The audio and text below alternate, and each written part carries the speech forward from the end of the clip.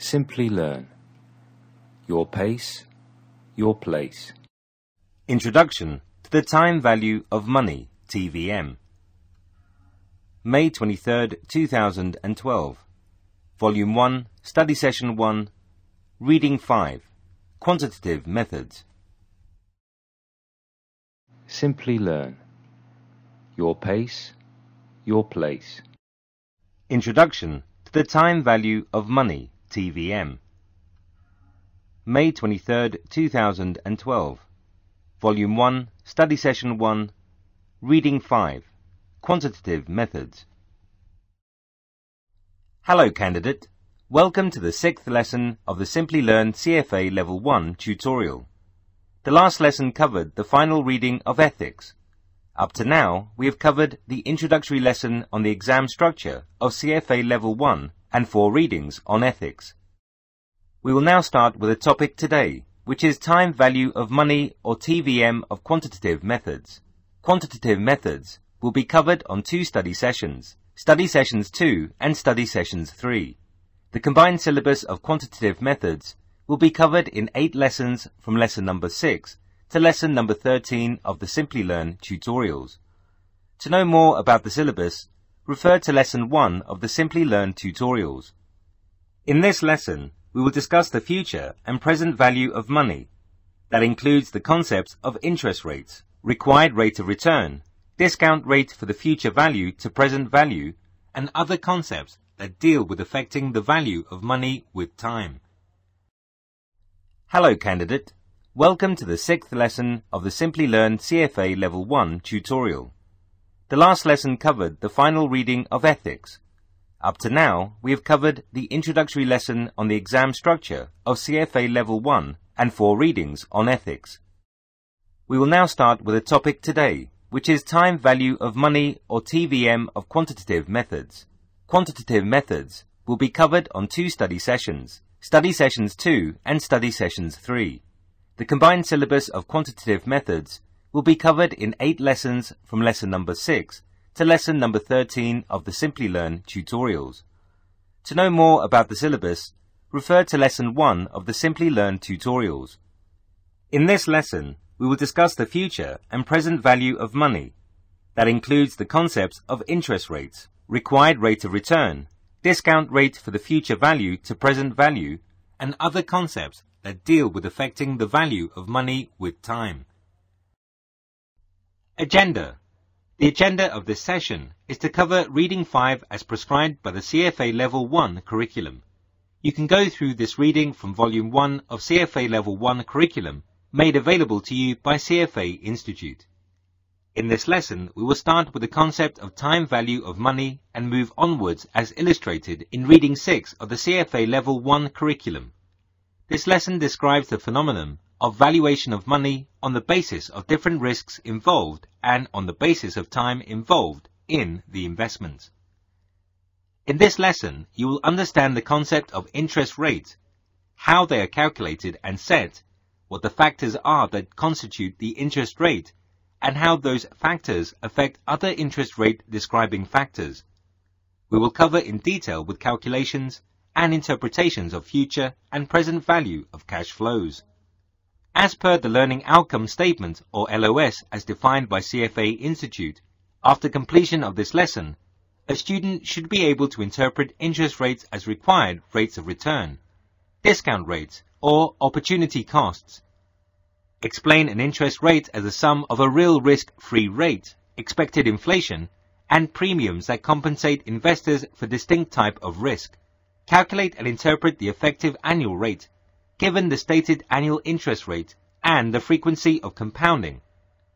Solve time value of money problems for different frequencies of compounding. Calculate and interpret the future value and present value of a single sum of money, an ordinary annuity, an annuity due, a perpetuity, and a series of unequal cash flows, and demonstrate the use of a timeline in modeling and solving time value of money problems. What is time value of money, TVM? Let us now start with understanding of the concept of time value of money.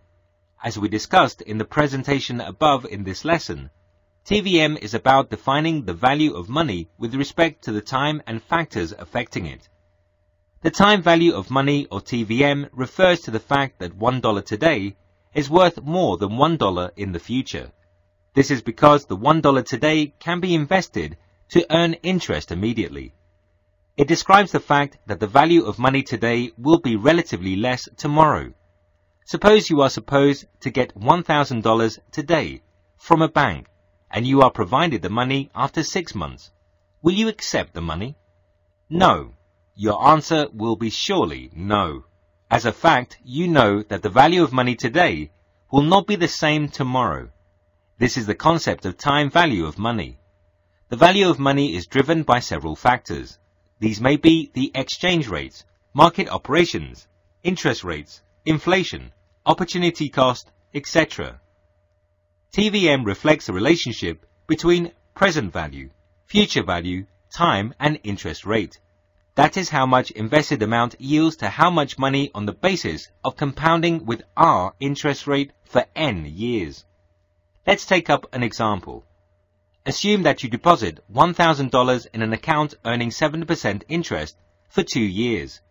What is the amount at the end of 2 years? The amount you will be getting at the end of 2 years is $1,144.9. The figure has been calculated using the compound interest formula. All formulas would be discussed in detail later in this lesson. The example manifests that value of money would change with time. In this example, the value of money after 2 years has increased from $1,000 to $1,144. Further description about the interest and its components and calculation of future or present value is described next. Interest rate interpretations. This slide covers the important topic in the valuation of money, that is, the interest rate.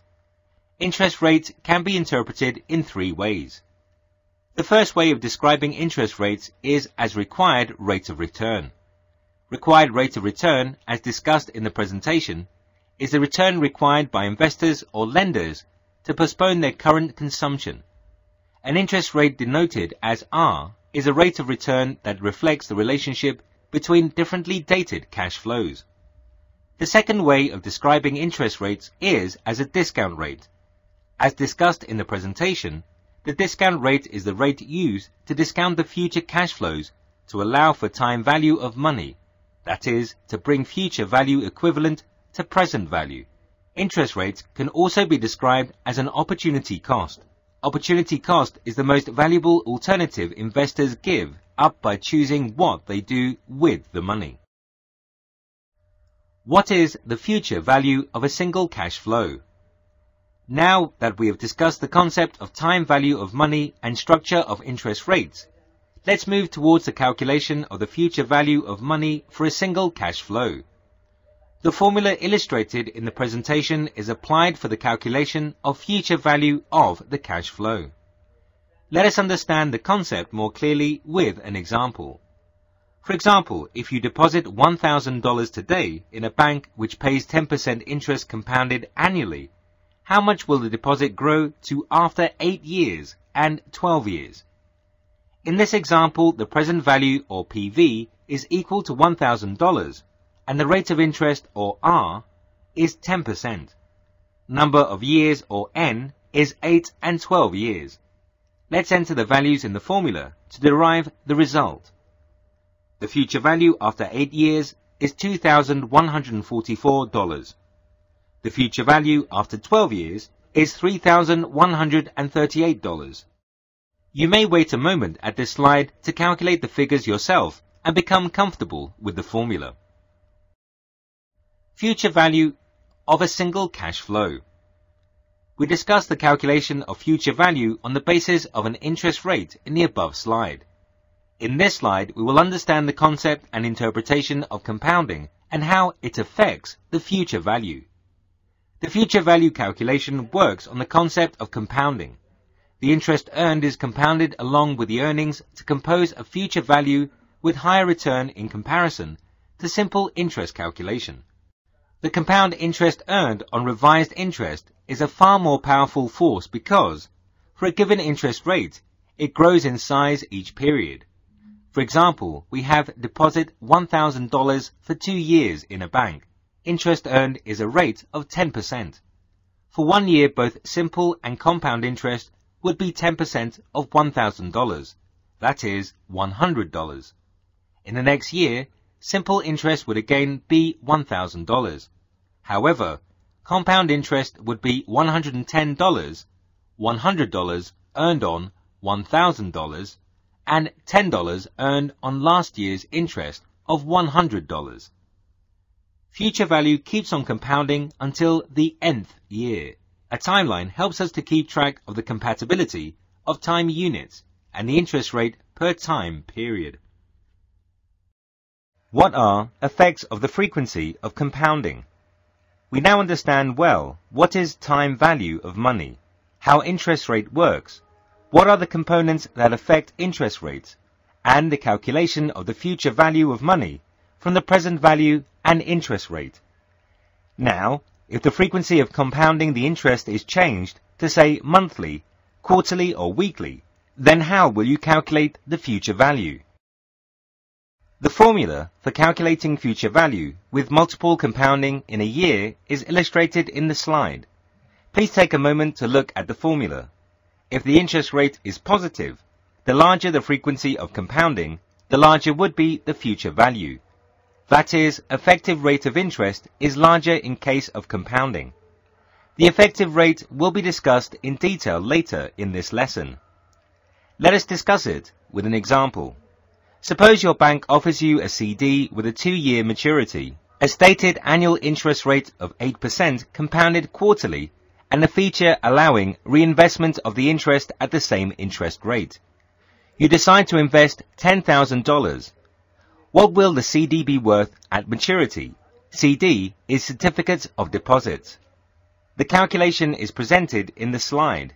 In this example, present value or PV is $10,000, the amount which we want to deposit. The interest rate or R is 8%. Compounding is done quarterly, that is, M equals 4. The number of years on the investment, or N, is 2. We enter all the values in the formula to reach the result. What is continuous compounding? Now that you understand the future value calculation for single cash flows and the interpretation of frequency of compounding, let us move forward to continuous compounding. In this slide, we will discuss the technique of calculation of future value for continuous compounding. If the number of compounding periods per year becomes infinite, then interest is said to compound continuously. The formula for calculating future value for continuous compounding is illustrated in the slide. Please take a moment to study the formula. E is a numerical constant that is equivalent to 2.71828. You should remember the value of E. Let us discuss the formula with the help of an example. Suppose an investment of $10,000 will earn 8% compounded continuously for 2 years. What would be the future value of investment at maturity? In this example, present value is $10,000. Compounding is being done continuously at an 8% annual interest rate. By entering all the values in the formula, we would reach the result. Please take a moment to calculate the results yourselves. This will help you in understanding and remembering the formula. What is effective annual rate?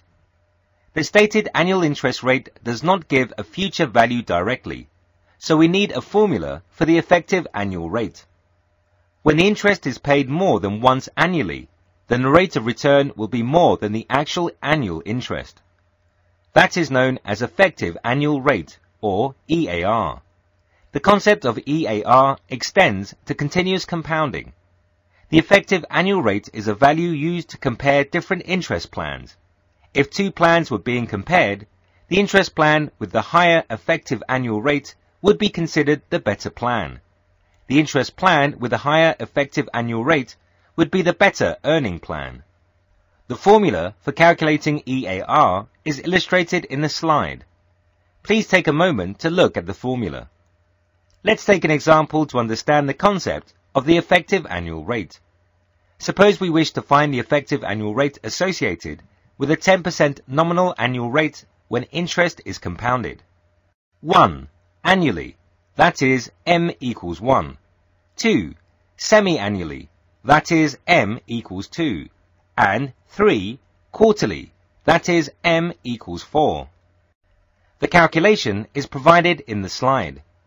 The periodic interest rate is the annual interest rate divided by the number of periods. In this example, the annual interest rate is 10%. Hence, the period interest rate for quarterly compounding would be 10% divided by 4, that is 2.5%. Enter the value of the periodic interest rate in the formula, and you will get the effective annual rate. The future value of a series of cash flows. Let's take an example and discuss the future value of an ordinary annuity.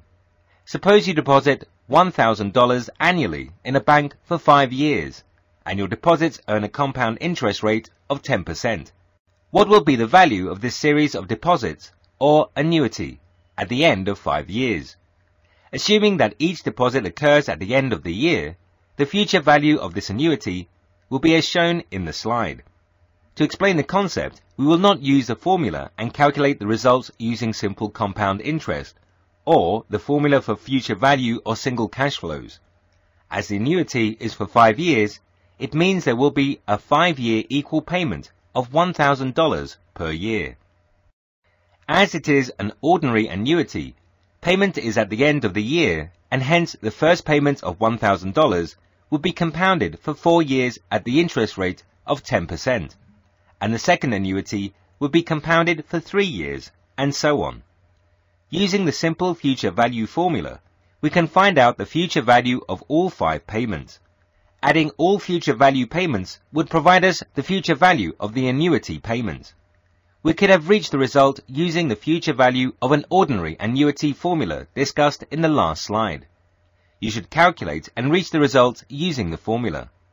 Please take a moment to calculate the result using the formula discussed in the last slide. The next example is also a similar example explained to you with the help of the infographic. Please solve this example using the formula. The future value of a series of cash flows. When there are unequal cash flows for the series of an investment, we need to first calculate the future value of the individual cash flows, and then summing up the future values provides the figure for the exact calculation of the invested money. This is exactly the same approach we would use to discuss the example in the last slide. That is, calculate future values of each cash flow and then add them to find out the future value of entire cash flow. The only difference would be unequal cash flows.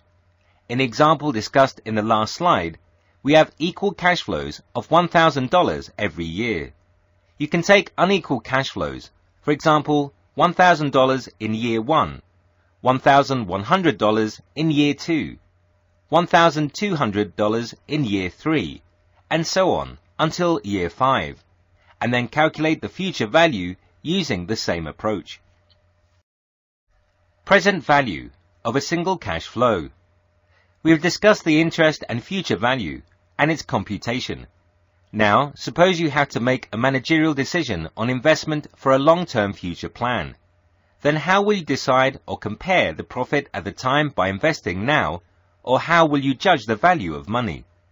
Here, the calculation of present value provides a required comparison. In the last few slides, we discussed calculating future value of present payments. In this slide, we will calculate present value of future payments or profits or annuity. The formula for calculating present value is illustrated in the slide.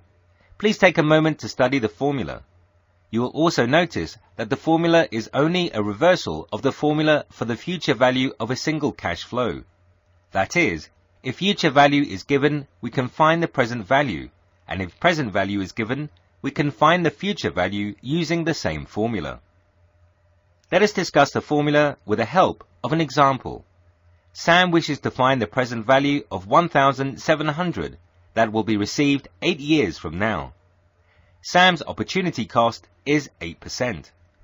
In this example, the future value, or FV, is $1,700, and discount rate or interest rate or opportunity cost or hurdle rate R is 8%. Number of years or value of N is 8. Enter the values in the formula to reach the result. The calculation is presented in the slide. Present value of a single cash flow. We have discussed the interest and future value and its computation. Now, suppose you have to make a managerial decision on investment for a long-term future plan. Then how will you decide or compare the profit at the time by investing now, or how will you judge the value of money? Here, the calculation of present value provides a required comparison. In the last few slides, we discussed calculating future value of present payments. In this slide, we will calculate present value of future payments or profits or annuity. The formula for calculating present value is illustrated in the slide. Please take a moment to study the formula. You will also notice that the formula is only a reversal of the formula for the future value of a single cash flow. That is, if future value is given, we can find the present value, and if present value is given, we can find the future value using the same formula. Let us discuss the formula with the help of an example. Sam wishes to find the present value of $1,700 that will be received 8 years from now. Sam's opportunity cost is 8%. In this example, the future value or FV is $1,700 and discount rate or interest rate or opportunity cost or hurdle rate R is 8%. Number of years or value of N is 8. Enter the values in the formula to reach the result. The calculation is presented in the slide. What is the effect of the frequency of compounding? Compounding more frequently than once a year results in a higher effective interest rate because you are earning an interest on interest more frequently. As a result, the effective interest rate is greater than the nominal or annual interest rate. Furthermore, the effective rate of interest will be larger the more frequently interest is compounded. The effect of frequency of compounding on future value was also discussed in slide number 8 and 10. The formula for calculating present value for multiple compounding periods in a year is illustrated in the slide. The symbols have the usual meaning. Let's discuss the formula with the help of an example. Sam wishes to find the present value of $1,700 compounded quarterly that will be received 8 years from now. Sam's opportunity cost is 8%. In this example, the future value or FV is $1,700 and discount rate or interest rate or opportunity cost or hurdle rate R is 8%. Number of years or N is 8 and number of periods of compounding M is equal to 4. Enter the values in the formula to reach the result. Compare this result with the result that we got in the example in the last slide. Compounding has decreased the present value. Please make a note that if the interest rate is positive, the compounding increases the future value but decreases the present value. The present value of a series of cash flows. In the last 2 slides, we discussed the present value of single cash flow. Let us now discuss the present value of series of cash flows or the present value of an ordinary annuity. The present value of an ordinary annuity can be expressed as the sum of the present values of each individual annuity payment. The formula for present value of ordinary annuity is illustrated in the slide. Symbols have the usual meaning.